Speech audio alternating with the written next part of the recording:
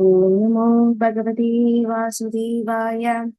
सान्द्रानन्दावबोधात्मकम् अनुपमिदं कालदेशावधिभ्यां निर्मुक्तम् नित्यमुक्तं निगमशतसहस्रेण निर्भास्यमानम् अस्पष्टं दृष्टमात्रे पुनः उरुपुरुषार्थात्मकं ब्रह्मतत्त्वं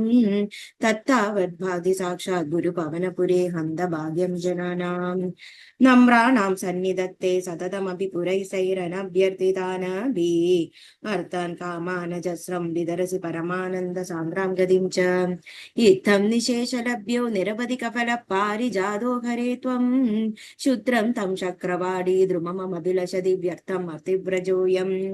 सूर्यस्पर्धि किरीटमूर्ध्वतिलगत् प्रोद्भासि फालान्तरम् कारुण्याकुलनेत्रमाद्रहसितोल्लासं सुनासापुडम् गण्डोद्यन्मकराभकुण्डलयुगं कण्डोज्वलत्कौस्तुभम्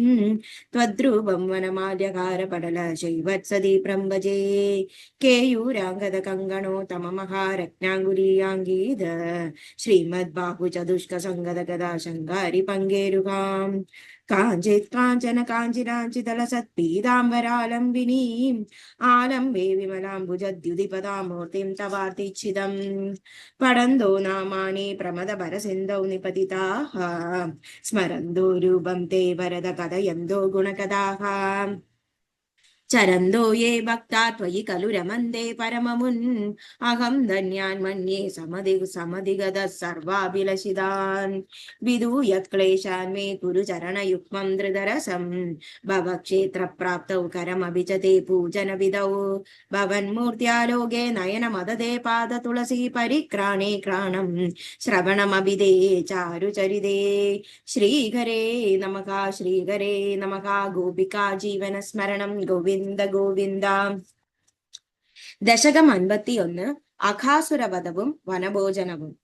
कदाचन व्रज शिशुभिः समं भवान् वनाशने विहितमदि प्रगेतरां समावृतो बहुतर वत्समण्डलैः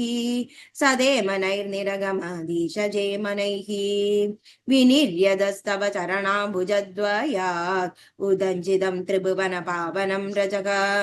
महर्षयः पुलगधरैः कळेबरैः